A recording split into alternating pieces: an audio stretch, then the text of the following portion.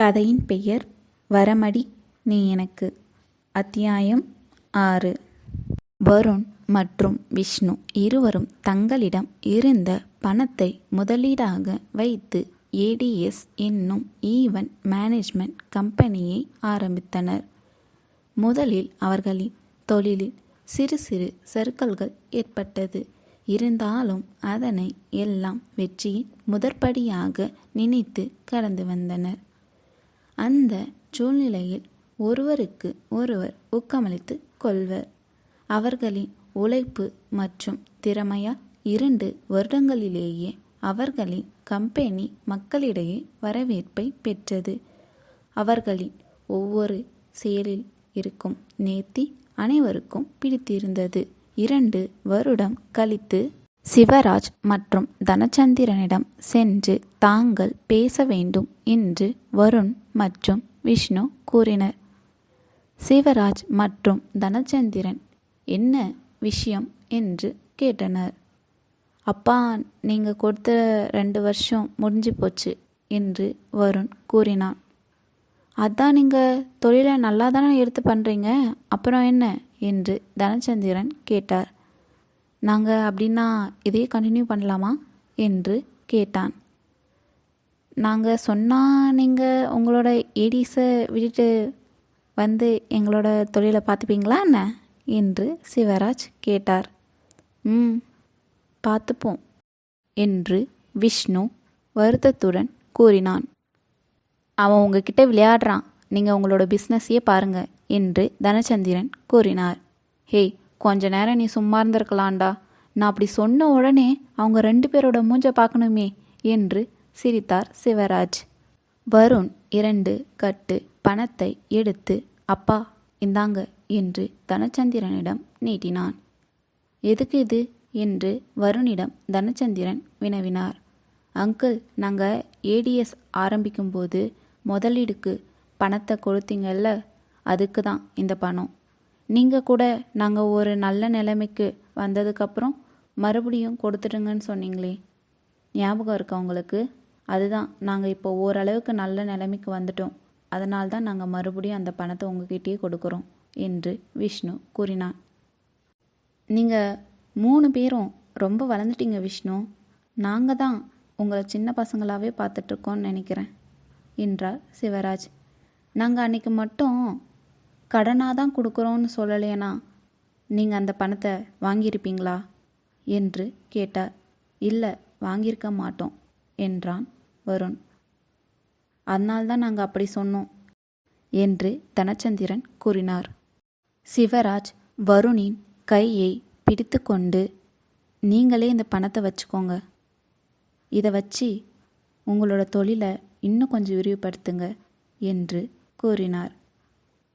நீங்கள் இந்த 2 வருஷத்தில் உங்கள் பிஸ்னஸ் நல்லா போகலைன்னா கூட நாங்கள் உங்கள் கூட இருந்திருப்போம், உங்களுக்கு ஹெல்ப் பண்ணியிருப்போம். அப்புறம் எதுக்காக இந்த கண்டிஷனெல்லாம் போட்டோன்னு நினைக்கிறீங்களா? நாங்கள் உங்களுக்கு கண்டிஷன் போட்டதுனால தான் நீங்கள் உங்களை இந்த 2 வருஷத்துக்குள்ளே எங்ககிட்ட நிரூபிக்கணும்னு நைட்டு பகல் பார்க்காம உழைச்சிங்க. அதனால் இப்பயும் நல்ல நிலைமையில் இருக்கீங்க என்று தனச்சந்திரன் கூறினார். நீங்கள் சொல்லலாம், நீங்கள் கண்டிஷன் போடலைன்னா கூட நாங்கள் உழைச்சிருப்போன்னு. ஆனால் இந்த 2 வருஷத்தில் உங்ககிட்ட இருந்த வேகம், உங்களுடைய திறமையை நிரூபிக்கணுன்ற வெறி இருந்திருக்குமான்னு எங்களுக்கு தெரியல என்று கூறினார் சிவராஜ். வருண் மற்றும் விஷ்ணு தேங்க்யூ என்று கூறிவிட்டு தனச்சந்திரன் மற்றும் சிவராஜை கட்டிப்பிடித்து கொண்டனர். நீங்கள் 3 பேருமே எங்கள் பிள்ளைங்க, அது எப்படி உங்களை அப்படியே விட்டுருவோம் என்று சிவராஜ் கூறினார். நீங்கள் உங்களுக்கு பிடிச்ச உங்கள் பிஸ்னஸை சந்தோஷமாக நீங்கள் பாருங்கள், நாங்கள் என்றைக்குமே அதுக்கு தடையாக இருக்க மாட்டோம் என்று தனச்சந்திரன் கூறினார். வருணின் அலுவலக அறையில் வருண் மற்றும் விஷ்ணு உட்கார்ந்திருந்தனர். அப்பொழுது அன்பு அனுமதி கேட்டு உள்ளே வந்தான். சார், இன்னைக்கு ஈவினிங் மீட்டிங் ரெட் பியல் ரெஸ்டாரண்ட்டுக்கு கிளைண்ட் வர சொல்லியிருக்காங்க என்று அன்பு கூறினான். எவ்வளோ மணிக்கு அன்பு கிளைண்ட் வராங்க என்று விஷ்ணு கேட்டான். சார் 4 மணிக்கு வர்றதா சொல்லியிருக்காங்க என்று அன்பு பதிலளித்தான். சரிங்க அன்பு, இப்போ நீங்கள் போங்க, 3 மணிக்கு ரெடியாக இருங்க என்று வருண் கூறினான். விஷ்ணு, ராஜேஷ் சாருக்கு இப்போ நம்ம பிளான் பண்ணதை சென்ட் பண்ணிவிடு, அவர் ஏதாவது சேஞ்சஸ் இருந்தால் சொல்வார்ல என்று வருண் கூறினான். சென்ட் பண்ணிடுறேன்டா என்று விஷ்ணு பதிலளித்தான். 3 மணிக்கு அன்பு வருணிடம் வந்து, சார் டைம் ஆயிடுச்சு என்று கூறினான்.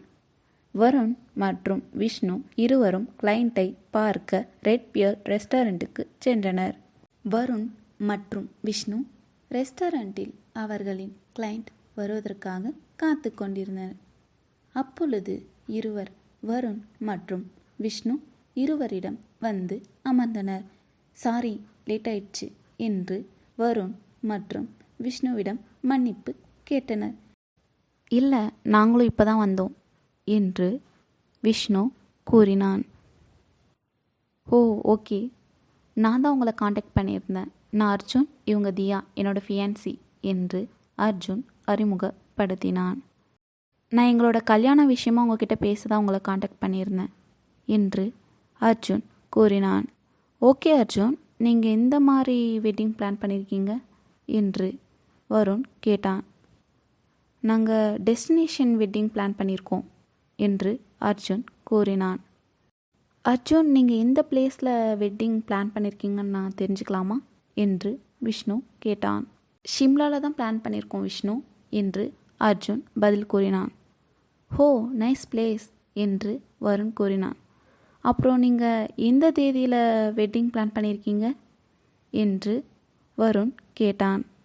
இந்த மந்த் 28 தான் வருண் பிளான் பண்ணியிருக்கோம் என்று அர்ஜுன் கூறினான். வருண் யோசனையுடன் விஷ்ணுவை பார்த்தான். நீங்கள் அன்புக்கிட்ட சொல்லும்போது ஏப்ரல் மந்தில் சொல்லியிருந்தீங்க என்று விஷ்ணு கேட்டான். ஆமாம் விஷ்ணு, ஆனால் இப்போ கொஞ்சம் சேஞ்ச் ஆயிடுச்சு என்று அர்ஜுன் கூறினான். எங்களுக்கு அதே நாளில் வேறு ஒரு ஈவெண்ட் இருக்கே என்றான் வருண்.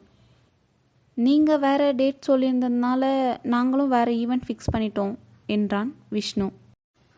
ஓ சாரி வருணன் விஷ்ணு, எங்கள் வீட்டில் பாரம்பரியமாக பந்தக்கால் நட்டு தமிழ்நாட்டு முறைப்படி ஏப்ரல் மந்தில் பிளான் பண்ணியிருந்தாங்க.